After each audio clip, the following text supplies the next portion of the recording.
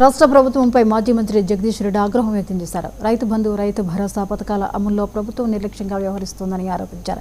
హాలియాలోని లక్ష్మీ నరసింహ గార్డెన్లో నిర్వహించిన సర్ ప్రక్రియ బీఆర్ఎస్ డిజిటల్ సభ్యత్వ నమోదు కార్యక్రమంలో పాల్గొన్న ఆయన గత ఎన్నికల్లో రైతు బంధు కొనసాగిస్తామని హామీ ఇచ్చిన ప్రభుత్వం ఇప్పటివరకు అమలు చేయలేదన్నారు. కేసీఆర్ ప్రవేశపెట్టిన రైతు బంధు పథకాన్ని ఎన్నికల ప్రచారానికి ఉపయోగించుకుంటున్నారని, రైతుల సంక్షేమంపై ప్రభుత్వానికి చిత్తశుద్ధి లేదని మండిపడ్డారు. ఇప్పటికి కూడా ఈ ప్రభుత్వానికి మాత్రం సోయి లేదు. పోయినసారి రైతు బంధు ఎగ్గొట్టారు. రైతు భరోసా అనేది అడ్రస్ లేదు. ఎప్పుడు కూడా కేసీఆర్ ఇచ్చిన రైతు బంధునే ఇప్పుడు ఎకరానికి ఇచ్చి కేవలం ఎన్నికలు వస్తే ఎన్నికల పాటలాగా వాడుతున్నారు తప్ప రైతాంగం మీద ప్రేమ లేదు.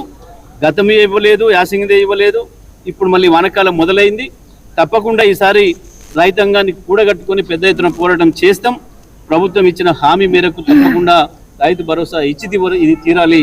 ఈసారి మాత్రం ప్రభుత్వం వెంటబడతాం. ఇప్పటికి కూడా ఈ ప్రభుత్వానికి